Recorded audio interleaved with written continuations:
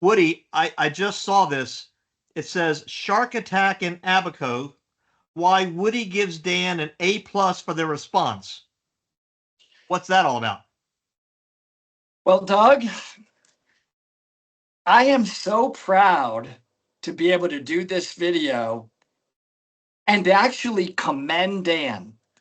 We're going to go through a set of facts that shows that Dan took a bunch of recommendations, partly related to my previous situation, and didn't just make it words, but implemented some incredible changes that led to a diver that got accidentally bitten by a shark when he was spearfishing to be all the way evacuated from Abaco to Florida and in a Florida hospital treated in under 7 hours from start, first phone call to finish. Now that deserves to say what I'm going to say at the end again.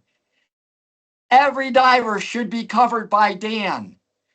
Every single diver. It is the best deal going. And you know what? I'm proud to say that I'm a Dan member. I am. And I really, really appreciate that they did this. And maybe what happened to me had a higher spirit reason. You know how I am with that kind of stuff. And I'm not saying I'm the only reason these changes were made, but maybe I contributed a little. But the bottom line is they really take this stuff serious. They really do. Absolutely. It's not just words. They want to make sure their members are protected and can get treatment. But there's a lot of details that now go behind that big opening statement and things that we need to know as patients, and that certain procedures have to be followed. And that's what this little interview is all about. Perfect. Right. I want to bring up one thing real quick. So there are two aspects. People tend to think these days of Dan. When you think of Dan, they think of Dan accident insurance, which is outstanding because if you don't have coverage for hyperbaric treatment and so forth, that can be incredibly expensive, and a lot of private insurances don't cover it.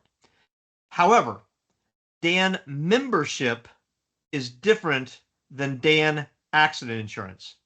If you're a Dan member, which is minimal cost, which is where you get either an electronic or you get the digital print version, you get travel assist to get out of where your problem is if you're more than 50 miles from home. There are various coverage levels depending on which level of membership you have and so forth and so on. But realize that just, in my opinion, just having the travel assist benefit is worth being a member of Dan, even if you don't even scuba dive. And you don't worry Wow, about so the Dan accident yeah, insurance because they'll get that's you, they'll take care of you. They are a yes. membership organization. And in Okay. fact, there was, without getting into details, there was a terrible tragedy years ago. Not getting into all that, and insurance companies try not to pay. Right, that's what insurance companies do. With this event that happened, the insurance company that Dan's affiliated with said, well, when this happened, they really weren't diving yet, so we really don't have to pay. And Dan said, no, these are our members. We are paying for this. Okay. That's Dan's attitude. They are a membership organization and they do everything they possibly can for their members. I really don't think a lot of people consciously realize that it's not just for diving, for the For the travel assistance. evacuation, for the Right. travel assistance. I mean, how do you beat that? For that price to have Right. that? I mean, it's like, The I'm current really the glad you brought that up. right. The current marketing, which is exactly what you said, is every diver should be a member. Not I every agree with diver, that. not every diver needs Dan accident insurance, which is also true. But every diver should be a member just to get the membership benefits. And then, of course, on top of that, you should also get Dan accident insurance. And now let's go through and tell them, based on this case, why you and I agree with that statement that you just made and I made at the beginning, because I really believe that, especially now. And by the way, just for the record, I never stopped my Dan insurance, just so you know. Even whatever possible disagreements I may or may not have had, I can tell you Dan made everything right. And I wasn't perfect. We were not perfect in my situation either. That's really important that I say that. Right. and you'll see what they did in this situation, that I think it's very important for members that may have a diving accident to make sure they do. So let's just go through some of the facts, because Sure. it's really mind-boggling. Yeah. So apparently there was this guy, and by the way, he is Dan reached out to him, says it's okay for us to discuss this case. He said it's fine. We're not going to mention his name, but it's okay to discuss the case. So that just make sure everyone, this is all above board. This isn't anything going behind anybody's back. So there was a diver a few weeks ago who was on a sailboat in Abaco spearfishing and suffered a shark bite to his head and his face. Bleeding was controlled. The wound was packed. He lost, they estimated, about 500 cc's of blood. So that's about a pint.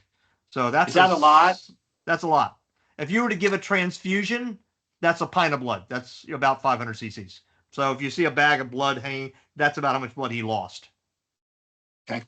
Okay. So that happened at 1:43 in the afternoon. At 1:55 p.m., the boat captain confirmed they were headed back to shore. And at 14:03, 8 minutes later, the case was already opened. Travel Assist then contacted the companion. They got injury photos by a little before 3 o'clock. They got requests to the ambulance at a little after 3 o'clock. And basically, all they required, they needed insurance information, passport, and for the doctor to say he was fit to fly. And as soon as they did that, they got the doctor to receive, they scrambled an ambulance. And the ambulance had clearance at Marsh Harbor by 17:14, so by 5:14 in the afternoon.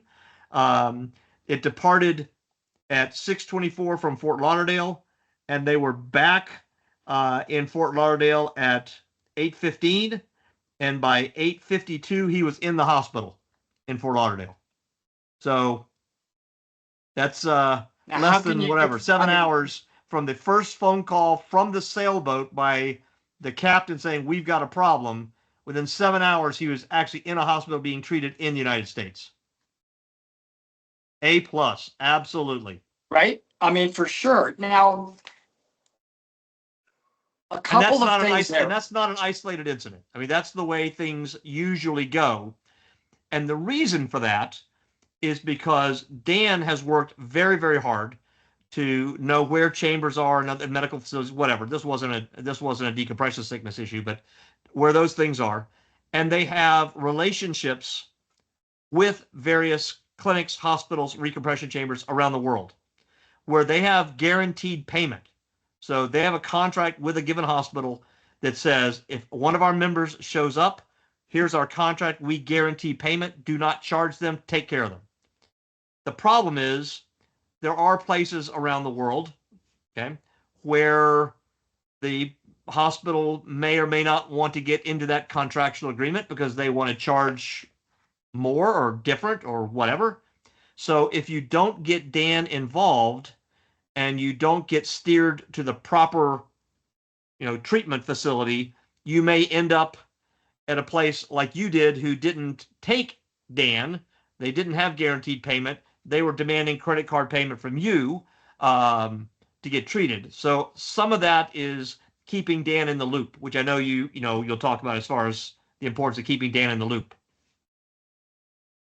So a couple of things to digest there and focus on. Number one, they did do an excellent job of keeping Dan in the loop all the way through the point of this member arriving at the hospital. There's communication. I'm reading it all the way through. They never stopped and just gave up and said, well, we were told something different, so we're just going to go on our own and work this out. Keep them informed. I don't think we were perfect at that. And I think there was also, though, some procedures that Dan seems to have dramatically improved on. And that gets into my second point. This particular person was not asked to take their cell phone and try to fill out a complex form while they were in the middle of treatment. And that did not affect the timing or the delay or the approval of the treatment at all. That form does eventually have to be filled out. And there are, I believe, 3 forms that I want you to go over that Dan says ultimately are involved in a treatment process. But this one, because this was a very important part of my situation, can be filled out when it's convenient, when the patient can, or when somebody that knows that information about the patient can help. It will not, and did not words, it did not slow down anything. And I think that is another reason why it's not words. Dan kept that treatment going, A+. Right. I do want to talk about that. And then the final point to talk about, I would ask you to talk about is, if somebody ever does get into a situation where they're in a place, unfortunately, there are some places in the world that are not totally honorable, that they may even tell Dan one thing, we honor your insurance, but then when you get there, they kind of jerk you around and maybe they don't start treatment. Dan has a credit card and they will make sure you are getting treatment and that provider will get paid. And I want you to talk about that as well on how that works. So 2 things, paperwork and that magical credit card. Okay, I'm going to talk about one other thing as well. The way the Dan hotline currently works. Okay, Dan, as you know, is in Durham, North Carolina. There is a call center in North Carolina. There's a call center in South Africa, and there's a call center in New Zealand or Australia. I should know that, but New Zealand, I think. Whatever there. The idea is in which of those 3 time zones it's daylight hours, 8 to 5. That's where your phone call goes. So if you call at 3:00 in the morning, but it's 5:00 in South Africa, then that's where your phone call is going to go. And then every 8 hours, they turn over all the cases to whoever comes on call next. So those people will then do follow-ups. Because before that happened, you're probably not going to get a routine follow-up phone call when it's 3:00 in the morning in Durham, but it's 3:00 in the afternoon in Indonesia. Now you'd be getting a phone call from South Africa at the same, within your normal time or whatever. So that's much better for follow-ups and keep people in the loop. And like I say, there's a handoff every 8 hours to make sure that system works. I've been in Dan headquarters in Durham. There is a large screen on the wall with all of the active cases they're following, where they were, when they were connected, when their last phone call was, when the next follow-up is supposed to be. So it's all coordinated to make sure they provide the best possible service to their members. So it's really cool. Everyone should see it. It's outstanding. So that's that part. As far as the paperwork, that was the second thing. So what they need now is, Dan is not treating you. They're not your physician, right? They can make recommendations. They can help. So they need a physician to say, this person needs medical treatment and they need to be evacuated. They then need a physician to say they need to be evacuated and they're fit to fly. They're not in cardiogenic shock and they're not stable for flight. They need to be stable to fly and need to fly. Okay. Then Dan is like, that's fine. Let's get them the heck out of here. The travel assist used to be outsourced to another company, and partially due to your situation, Dan has moved that in-house. So now they control that. Awesome. So that is such a big deal. That's a big deal. That's a massive change. And it proved to be absolutely effective in this situation. Right, because that way they can say, it's on us. It's in-house. Ship them. When they get stable in the hospital, have their loved one, their friend, their diabetes, whoever, fill out the paperwork, get it all filled out. But we're not going to hold up transfer to get paperwork filled out. Because if they've got the doctor saying you need to be transported and you're medically stable for transport, you're out of there. Now, to answer your third question, Dan can assist, right? Dan doesn't control people. So if you happen to, like I said, if you go into a facility that Dan has a contract with, you're fine because they've got a contract. They know Dan has got guaranteed payment, and you go right through the system. If you get in a situation like yours where you were not at the preferred hospital, so they were not willing, they did not have a contract with Dan, despite Dan's efforts to get one, by the way, but they did not have one, then Dan can say, we are willing to pay. But if they won't take Dan's credit card, Dan can't make them take their credit card. So Yes. all Dan can say is, yes, we will get this. He is a member. We will guarantee payment. Here's our credit card. If they choose not to accept that, Dan has no recourse, right? You're in a foreign country. But if Dan is willing, so Dan is assisting. So if they were to call, or you were to call and say, hey, they're not taking this, blah, blah, blah, and Dan gets on the phone, they're like, we have a credit card, we have this limit, we will pay for Woody's treatment. Take our credit card. If they say, nope, we want his personal credit card, Dan can't make them take their credit card. All they can do is offer it.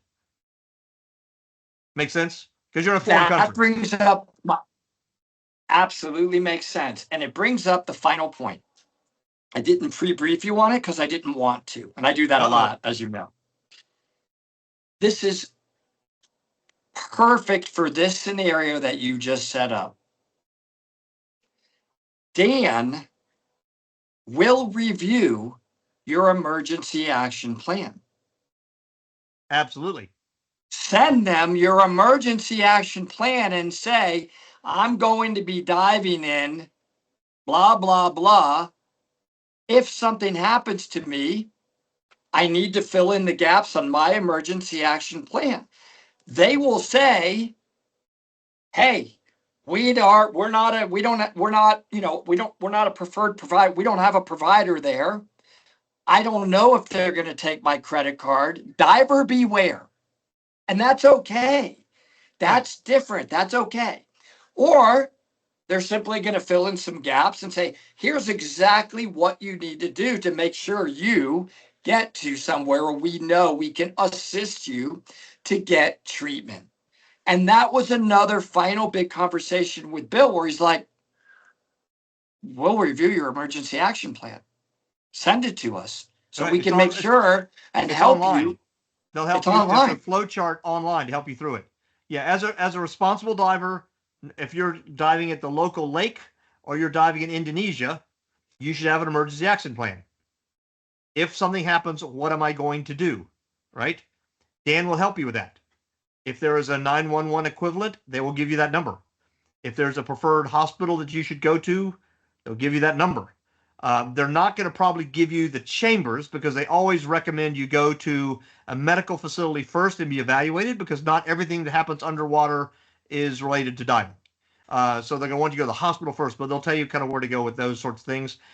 But then you also have to think about things. The joke is that there's no Dan helicopter sitting on the top of the building in Durham, right? If you have a problem in Cocos, you are 30 hours away from anywhere. They will help try to coordinate how to get someone there. But Mexico is going to make that decision, right? They're the ones, or Cocos, sorry, it'll be no. Costa Rica. Costa Rica for them. Anyway, Socorro would be Mexico. Sorry about that. So Costa Rica. So whatever Costa Rica arranges to get to you and get you back, they'll help coordinate that.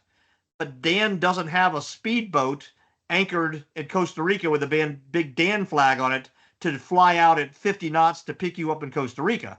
So you have to understand that if you have a problem in Costa Rica, getting you back is going to take a while. Dan will do their best to help you, but it's going to take a while. That needs to be part of your emergency action plan. If you don't accept that, you say, I'm not willing to take that risk, don't go to Costa Rica. I mean, right? I mean, you have to make a personal decision, just like you would on anything else in life, risk versus benefit. How badly do you want to go to, as an example, Cocos Island, knowing it's a 30-hour boat trip to get back, right? Or whatever it is. So, by the way, I would take that risk just for the record. Right, and you got to dive. If I'm going with you on a rebreather, particularly the go, I'm in. Right. So I mean, you just have to say we'll dive conservatively because I don't get bent. Because I get bent, I'd rather a long way back. And by the way, when you dive conservatively, just a side note, you see way more. I mean, the pretty fish are not very deep. Anyway, that's just a side note. Right. So, Yeah. so this is even important, Doug, even when you go to a place where you're going to be guided by somebody that runs that area, that guides there all the time, they may not even totally be aware of how easy or how hard it may be to get you treated. Don't think that because you are going with an expert guide in that area that you don't need an emergency action plan. That's my point. Check Correct. with Dan. They're your provider, so make sure they inform you of what the real situation would be. And by the way, I'm speaking to myself on this because I didn't have an emergency action plan approved by Dan before I did that. I'm telling the world that right now. I Right. guarantee you I will going forward. You know, we just had our Dive Talk meetup. Do you think we had Terry send in that get that emergency action plan really thoroughly reviewed? And the answer is yes. Absolutely. Lesson learned. Right. So there's not a lot more else to say other than just show this. I don't ever not have this in my wallet, ever. I will never not be a Dan member, and that's a big word, ever. And I can only now thank them. They made changes, and that's all you can really ask of anybody in the world, right? There's no perfection. Things will emerge to get better. My situation may have uncovered some gaps that needed to be fixed. I don't believe anybody tried to do anything intentional, for the record, to try to screw me or hurt me. There were some gaps, but they fixed it. And that's why I end this with their grade for whatever it's worth. And I'm not saying I'm the one that should be the wherewithal of giving grades, but in my opinion, for whatever it's worth, A that's plus. it. They really deserve it on this. Absolutely.